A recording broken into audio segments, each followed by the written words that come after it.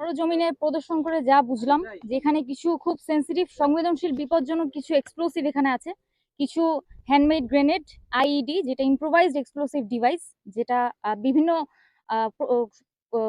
সংগঠন কর্তৃক ব্যবহার করা হয়ে থাকে, কিছু রকেট পেয়েছি আমরা, এবং আমরা সেটা সরজমিনে প্রদর্শন করেছি, এবং আমরা পর্যাপ্ত এক্সপ্লোসিভ দিয়ে নিয়ম অনুযায়ী আমরা সেটা ডিসপোজ করে আমরা এখান থেকে চলে যাব।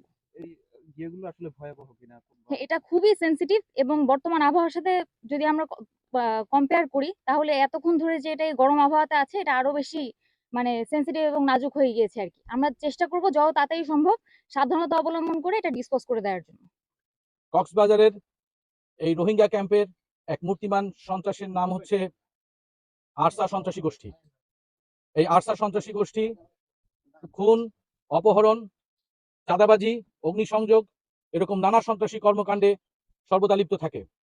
তারা ক্যাম্পে বসবাসরত যে রোহিঙ্গা গোষ্ঠী আছে, সাধারণ জনগণ আছে, তাদের উপরে আধিপত্য বিস্তারের চেষ্টা করে এবং তাদের অনুগত করার চেষ্টা করে। যদি তারা তাদের কথা না শুনে কিংবা তাদের এই কার্যক্রমের বিরুদ্ধে কেউ প্রতিবাদ করে, তবে তাদেরকে অপহরণ এবং খুনের মতন ঘটনা তারা ঘটায়। আপনারা জানেন যে 2021 সালে রোহিঙ্গা পুনর্বাসনের সাথে জড়িত মহিবুল্লাহ মাস্টারকে নৃশংসভাবে আরসার হাতে প্রাণ দিতে হয়। এছাড়া 2022 সালে র্যাবের সাথে একটি যৌথ অভিযানে আমাদের একজন নিরাপত্তা সংস্থা এবং গোয়েন্দা সংস্থার একজন ঊর্ধ্বতন কর্মকর্তা নিহত হন এবং র্যাবের কয়েকজন সদস্য আহত হন। 2023 সালে এই আরসা সন্ত্রাসীদের হাতে প্রায় 64 জন প্রাণ হারায় এবং 2024 সালের এ পর্যন্ত এই লাস্ট এপ্রিল মাস পর্যন্ত আমাদের 16 জনকে প্রাণ হারাতে হয়েছে। র্যাব 15 তার সৃষ্টিলগ্ন থেকেই এই সন্ত্রাসীদেরকে নিষ্ক্রিয় করার জন্য তাদের গোয়েন্দা তৎপরতা চালু রেখেছে এবং বিভিন্ন সময়ে তাদের যে অভিযান অব্যাহত রেখেছে। আমরা আমাদের অব্যাহত অভিযানের মাধ্যমে আরসার একাধিক সদস্যকে আমরা গ্রেফতার করতে সমর্থ হয়েছি। আমরা আরসার সামরিক কমান্ডার, অর্থ সম্পাদক, অর্থ সমন্বয়ক, গান গ্রুপের প্রধান এবং আরো নেতৃস্থানীয় অনেক সদস্যদেরকে গ্রেফতার করেছি। এছাড়া এ পর্যন্ত প্রায় 110 জন সদস্য আরসার সন্ত্রাসী গোষ্ঠীর সদস্য র্যাবের হাতে গ্রেফতার হয়েছে। এ পর্যন্ত আমরা প্রায় 51.2 কেজি এক্সপ্লোসিভ, প্রায় 12টি বিদেশি অস্ত্র, 53টি দেশীয় অস্ত্র, 153 রাউন্ড গুলি এবং 35টির অধিক ককটেল আমরা জব্দ করেছি।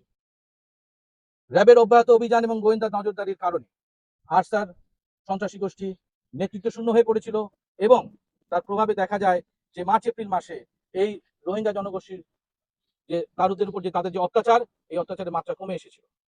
কিন্তু আপনারা জানেন যে আমাদের পার্শ্ববর্তী দেশে অন্তর্ঘাতমূলক বিভিন্ন কর্মকাণ্ড চলছে।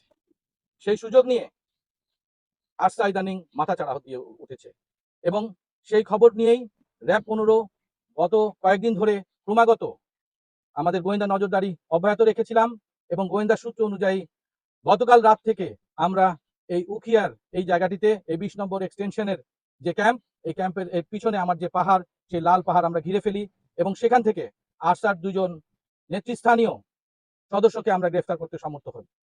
তাদের কাছ থেকে আমরা বিপুল পরিমাণে সামরিক সরঞ্জামাদি, grenade, hand grenade, rocket propelled rifle grenade, দেশি অস্ত্র, বিদেশি রিভলভার, প্রায় 13টি আমরা ককটেল এবং হ্যান্ডমেড গ্রেনেড আমরা উদ্ধার করতে সমর্থ হই। আমাদের সাথে ইতিমধ্যেই সেনাবাহিনীর সহায়তায় সেনাবাহিনীর একটি বম ডিসপোজাল টিম আমাদের এখানে উপস্থিত হয়েছেন। আমরা এই আইনানুগ প্রক্রিয়ার মাধ্যমে এই সকল বিস্ফোরক এবং অন্যান্য যে সরঞ্জামাদি আমরা উদ্ধার করেছি সেগুলোর বম ডিসপোজালে আমরা যাব। এই ছিল এখানকার বর্তমান পরিস্থিতি। আপনাদের যদি কোনো বক্তব্য থাকে আপনারা আমার কাছে জিজ্ঞাসা করতে পারেন।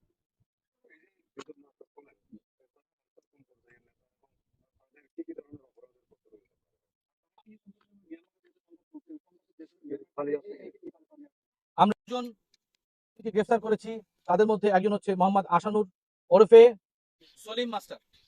এই মোহাম্মদ আসানুর অথবা ওরফে সলিম মাস্টার সে 2017 সালে বাস্তুচ্যুত মিয়ানমারের নাগরিক হয়ে বাংলাদেশে অনুপ্রবেশ করে এবং অতঃপর 2018 সালে সে মৌলভী আকিজের মাধ্যমে আরসায় সে অন্তর্ভুক্ত হয় এবং সন্ত্রাসী কার্যক্রম সে চালনা করে।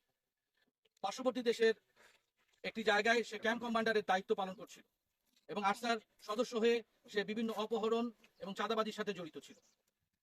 আমাদের এই আরেকজন যে আটককৃত অপরাধী তার নাম হচ্ছে মোহাম্মদ রিয়াজ। মোহাম্মদ রিয়াজ 15 নম্বর যে ক্যাম্প ছিল সেই ক্যাম্পের পাশে 8 নম্বর ডাব্লিউ ক্যাম্পের সে একজন অধিবাসী এবং সেও 2017 সালে বাস্তুচ্যুত একজন মিয়ানমার নাগরিক এবং 2018 সালে সে আরেকজন আরসার একজন শীর্ষস্থানীয় নেতা মাওলানা ইব্রাহিমের হাত ধরে সে আরসায় অন্তর্ভুক্ত হয়।